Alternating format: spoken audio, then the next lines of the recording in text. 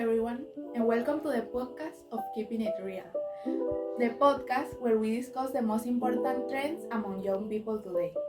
We have an amazing panel with us to talk about a crucial topic: why the climate activism is so strong among today's youth. Joining us is Genesis Rutherford, an environmental sciences student and activist. Genesis Victoria, a sustainability content creator, and Brian Cardales, a psychologist specialist in young people and well-being. Welcome everyone.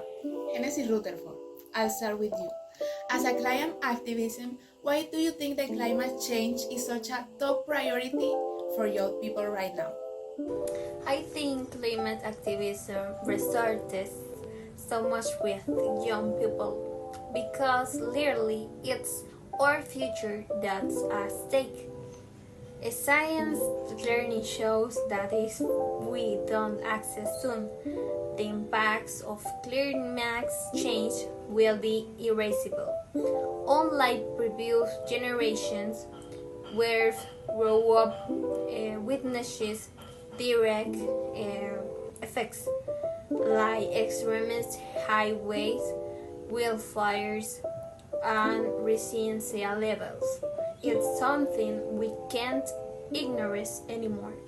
Plus, with information being so accessible through social media, we're much more aware of that happening globally and the urgency of the issues. That makes sense. Do you think the speed at which information spread has played a big role in this movement? Definitely, social media have been key. It not only informs us but also connect us with other young people around the world who are fighting for the same cause. Movies like Friday for Future, started by Greta Thunberg, won't have had the same impact without platforms like Twitter, Instagram, or TikTok.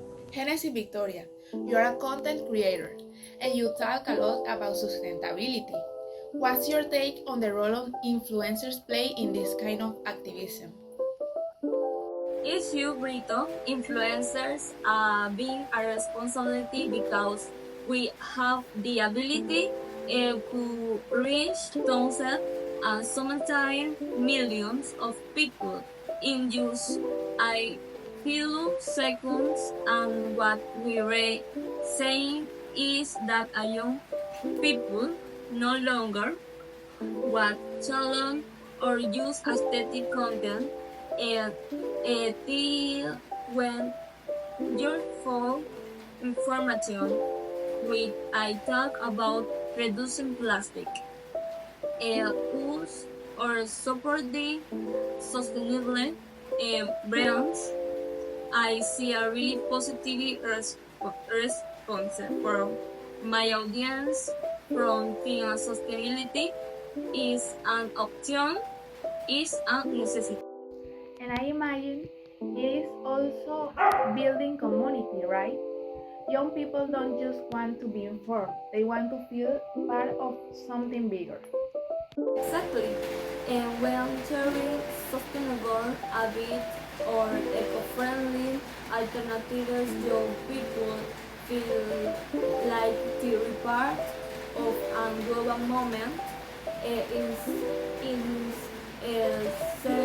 sometimes collective and that creates a very powerful sense of belonging. Brian, you work with young people from a psychological perspective. What psychological factors are driving this strong inclination towards climate activism? There are several reasons. Fear and anxiety about the future play a significant role. Many young people experience what's called eco-anxiety, a constant worry about the state of the planet. However, these fears don't paralyze them.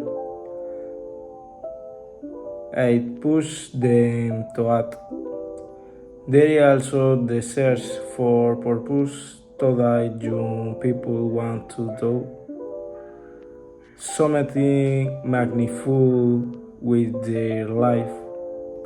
Climate activists provide them with a clear collective cause, which is very valuable emotionally. Interesting. It's almost like the activism is a way to channel those emotions. Exactly. This sense of urgency is also key. Unlike other issues, climate change as a king of quantum. This created us feeling of we don't do something now, there's no turning back. Young people feel like if they don't act, maybe no one will in the time. And that thing whole sense of responsibility. It's fascinating to see how fear for the future can become such a strong motivator. Hennessy Rutherford, back to you. Do you think current policies are responding to this urgency young people are feeling? Not enough, Brittany. Policies are improving, but there's still far behind what's needed. Governments promises them to focus on long-term goals, but the problem requires immediate action, and that's frustrating. Young people see that depend prostant employment rates, real change in police aren't happening fast enough. That's why activism persisting and in many cases becomes more radical. Hennessy Victoria, how do you think young people can keep the pressure of a faster change?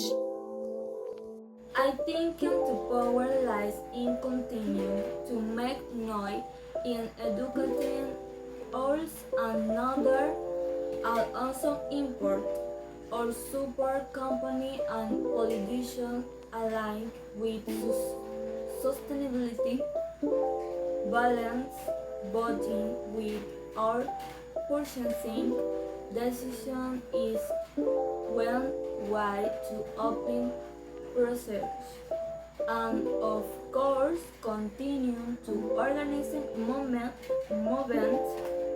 protests, strikes, and using digital platforms to amplify the message. Brian, to close, how can young people manage the eco anxiety while continuing their activism? It's a crucial to find a balance between action and self-care.